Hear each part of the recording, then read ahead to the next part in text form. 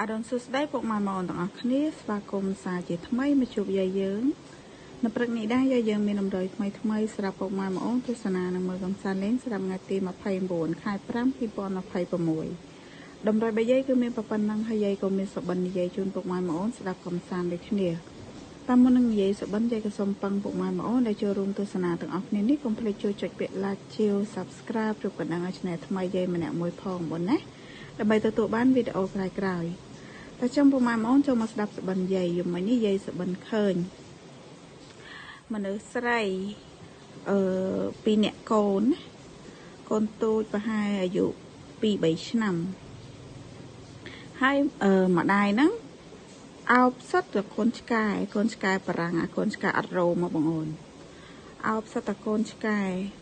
ថាដាក់លើក្បាលផងដាក់លើស្មាផងអោបផងសតតែកូនឆ្កែហើយស្រាប់តែគាត់ហ្នឹងឆ្លោះគ្នាមិនទេវាយកូន វាយកូនដែលដើមមួយគាត់នឹងថាគាត់ខឹងកូននឹងខ្លាំងតែអត់ដឹងខឹងរឿងអីទេហើយដៃអោបឆ្កែផងវាយកូនផងអញ្ចឹងណាបងអូនយប់មិញហ្នឹងអាកូនឆ្កែតិចតួចឆ្កែបារាំងបងអូនហ្នឹងហើយអញ្ចឹងយាយក៏កាត់យក44 48 71 78 41 448 871 444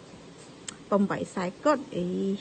ហ្នឹងហើយអស់40និងអស់ចិត្តចឹងពុកម៉ែបងប្អូនចេះកាត់លេខអីក៏យកតាមហ្នឹងទៅណាចាហើយក៏ជូនពរហេងសំណាងល្អទាំងអស់គ្នាចឹងវីដេអូយាយក៏មានតែប៉ុណ្្នឹងទេ